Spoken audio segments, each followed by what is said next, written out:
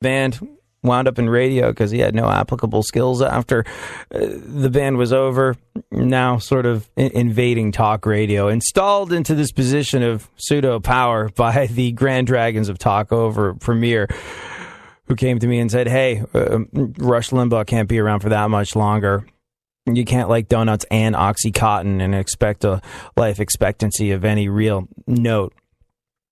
Therefore, we need a new talk person. We think you could be it. We have one rule for you. That is, you don't say if you're a Republican or a Democrat. And I was like, oh, that's easy. Not a problem. I can do that because I'm neither. And they're like, what are you, a libertarian? I was like, no, I'm someone that refuses to be painted by broad strokes. I refuse to declare allegiance to something because, well, I refuse to declare allegiance to a political party because that paints me into a corner when that political party does something incredibly stupid. I take each issue as it comes. I take each person and candidate as it comes. I live in an impenetrable bubble of doing what is right all the time. And I know it's right because I know the direction my moral compass points in. Now, is this right for you? Maybe, possibly not. But the very important distinction to make is that I welcome and celebrate the differences between us on this show. Like, if we are to operate under the assumption that we're not horrible, if we are to operate under that assumption that we're basically decent people, one left-leaning, one right-leaning, one Tea Party libertarian, and we ask, what's the end game for all of us? I would hazard a guess that the end game would be kind of similar here in America. Life, liberty, pursuit of happiness, freedom, little house on a quiet street with a picket fence. I don't know. Happy people across the country who are given the opportunity to seek this happiness. Now, if this is the end game, if this is the picture that we're all after, we might have some radically different ways of thinking the best way to get there is. But we're all after the same thing, basically, aren't we? You know? I think all of us would agree that world peace would be nice. And while it will probably never exist, as close to it as we can get would be a good thing. I think that it would be great if everybody in this country experienced some level of economic prosperity, if we could put an end to poverty, if we could have an education system that works, that cranks out whip-smart kids. I think that we all want essentially the same things. We just have a different version of how we want to get there. And that's what this show is all about. Recognizing that while we might be on different paths, we all want a reasonable approximation of the same thing. And for that reason, can't we kind of sort of come together, coalesce, maybe share some ideas? Celebrate and respect each other's differences? Bring the left and the right together over universal truths like boobs are great and fart jokes are funny. That is what you've happened across this morning. And I thank you so much for hanging out and joining me. I indulge in cigarette smoking and other forms of suicide. Inside more tar than the walls of an oil well. I insist on rejuvenating, on instigating a life I can only daydream about, cause dreams don't only dance in the night. A spiritual awakening that only leaves a taste, a chase for grace with no first place. And I'd scream, but who cares? My life is bland, or at least this one is. I'm trapped in a predicament similar to hanging off a cliff with no muscular ligaments. Only a matter of rhyme, cause time is not a factor with enough character to leave a goodbye note on its departure. But on its arrival, that's a whole different tall tale. I'm just a blind man afraid of the dark. No escape foreseeable, and it's obviously empty kisses are far more malignant than empty promises. I promise. A kiss, colliding constellations, collaborating in a way that dances and trances. Life is bland, or at least this one is. Observe me, the note-taking type. I drown in melting snow, cause I refuse to choose between love and fear. The only opposites in my mind that steer clear of doubt. Doubt of what? I let you know, but you know. I landed on top with a telescope, a pencil and a pad, keeping an undetectable distance resistance, a consistence of riding with no near sight of descending. The friction of lead and tree bark will start more fires than faulty electrical wires. Hopefully the heat won't draw too much attention to my presence, and the smoke will reduce visibility enough to conceal my identity, whichever that might be. I brand this rectangle from left to right, obsessed with observations and memories that never took but gave a lot. I love you. All that was and all that will be and everything below. A meaning of existence, no point of importance if you don't understand that I love you. The most complicated of emotions in its simplest wording, but I'm learning to learn. It turns but no longer spins. Darkness too dense to commence, but I've been done in. From now till then. If you're just joining us, the music we are listening to is the music of Koncept 714, a man who clearly has an awful lot on his mind. Today in the show, we're going to throw out the script a little bit, and, we've got Koncept 714 in the studio with us, not only a talented musician, but also host of one of my favorite podcasts that I've come across on the iHeartRadio platform, a podcast called Wake the Flock Up, which deals mostly with independent hip-hop. We're going to get his take on the events of today and things that are going on in the world. We're also going to talk a little bit to him about exactly what he's doing in the podcasting space with his independent hip-hop podcast. Wake the Flock Up. Do yourself a favor. Head over to the website. It's waketheflockup.net, correct? Yes. Yes, it is. And welcome to the show, by the way. Thank you. You caught me off guard. It's okay. Yeah, we kind of just roll as we roll around here. But we'll head over to waketheflockup.net. We'll have a chat with Koncept 714 when we return and go over the events of today in our segment, My Witness News. In no way, shape, or form fair. Certainly not balanced. Tweet us all at ADSXE, at FunkFM, is super producer to the stars, Barry Funkhauser. And if people want to hit you on Twitter, Koncept, where might that be? WakeTheFlockUp.net is where you're going to go for the website. At Wake the Flock Up is Twitter, Instagram, all that good stuff. And it's Wake the Flock, F-L-O-K. Yeah, no C. No C. No C in this. We're not sheeple. No. Thank you so much for joining us.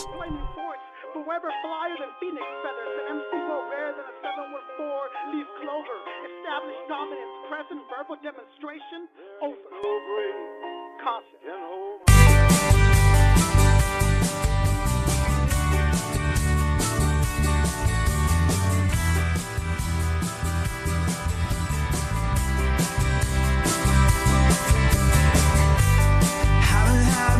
Go right in a while. Haven't had much of a reason to smile. Haven't had many things go my way. Haven't had many sunny days. Haven't had many things go right. But I've had so many sleepless nights. Nothing ever seems like it will be half of what I hoped it would be. So just this one time, please let things go my way. So just this one time, please let it be a better day. So just this one time, please don't let anything go wrong. So just this one time, please let me sing a happy song.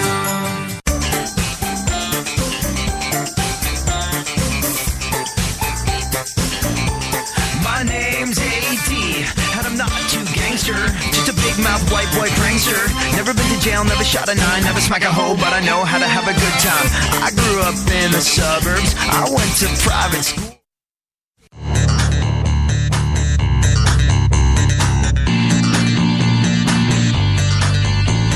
Back once again, the ill behavior, delivering and giving your music a savior. Back once again, it's your boy A.D., and can't nobody rock a party better than me. Back once again, the ill behavior, delivering and giving your music a savior. Back once again, it's your boy A.D., and can't nobody rock a party better than me. Hey, you, what's that sound? I'm coming so loud from your radio dial. A.D., be getting down when you're rocking the jams. Here I am, going back once again. I'm ruling all city like the king I am. A master plan. Ladies and gentlemen, boys and girls, we are fortunate enough to be joined in the studio today by pretty much, one of the podcasts I've been most excited about since stumbling across it a couple of weeks ago. The host of Wake the Flock Up, Koncept 714. Welcome to the show. Thank you so much for being here. Appreciate it. Thank you for having me. You're making me blush. I appreciate the love. Oh, no, absolutely. So, for those that didn't catch the opening segment of the show, Koncept 714 hosts a podcast called Wake the Flock Up. You can find it on iHeartMedia, and Spreaker, and Stitcher, and pretty much every platform possible. But you deal specifically with, what was the goal with that? It was to do a long-form podcast to truly sort of like dig in and get some great interviews with some independent hip-hop artists. Correct? Am I on the money? That's pretty much it. To kind of bump my scene up, the Orange County hip hop scene is very strong, but I don't think there was a connection there. There was not one thing that brings them all together.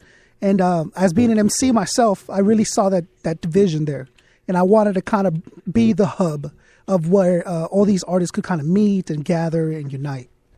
Right.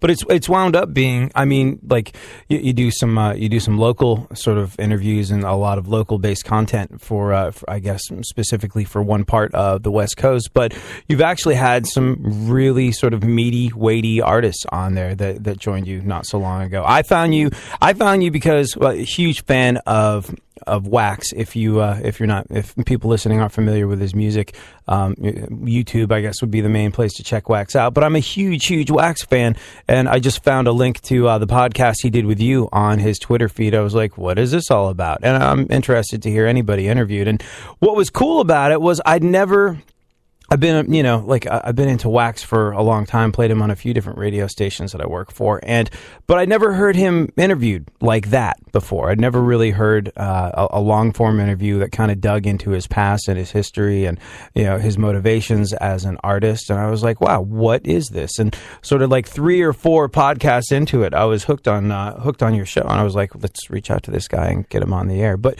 you started out as someone that was doing something locally. Yet you've managed to attract a certain amount of national attention. How is that correct? Oh, absolutely. I mean, first it was initially to promote myself and my friends. That was the goal, right?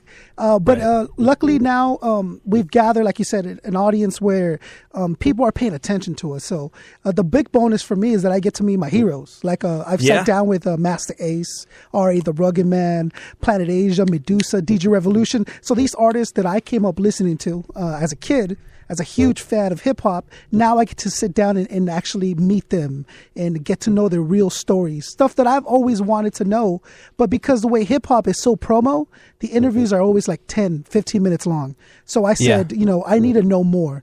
And, luckily podcasts came along and it gave me the liberty to sit down with them and have some fun doing it, Well, it's awesome, and we'll get into more of that later. Right now, though, let's go over the events of today in our segment, My Witness News. In no way, shape, or form fair. Certainly not balanced. Funkhauser, A, how are you? A, B, what is going on in the world? B, A, I'm good.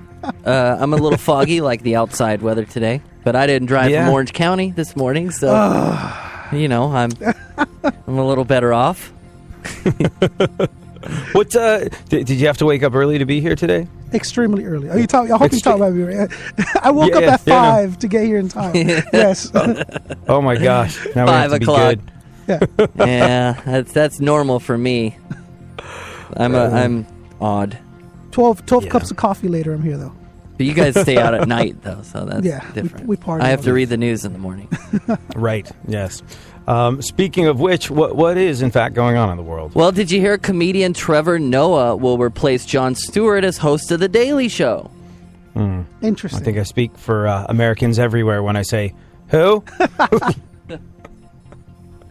It makes me, like, it kind of makes me mad a little bit. Not like, look, obviously there was not a snowball's chance in hell, but when a buddy of mine that does some TV work and worked with Comedy Central, off and on, years ago, he was like, you are obviously the next host of The Daily Show. I was like, sure, okay, I'm the next host of The Daily Show. And when Jon Stewart announced his retirement, I was like, well, you always said, and he was like, I'll try and get you an audition, dude. And I was like, don't even bother. Don't, look, they're throwing names like Tina Fey around, and he's like, you want me to make some calls? I was like, no. Don't make any calls. It's stupid. Don't waste your time. It's fine. And it seems like you only have to go on like once or twice and do like 20 seconds of stand-up, and you get to be the host. Yeah, I know. And like nobody knows who the hell this Trevor Noah guy is. So it's like I was just like maybe I should have pushed a little harder for the Concept? audition. Have you ever heard of him? I am a huge fan of the man. No, I have no idea who that is.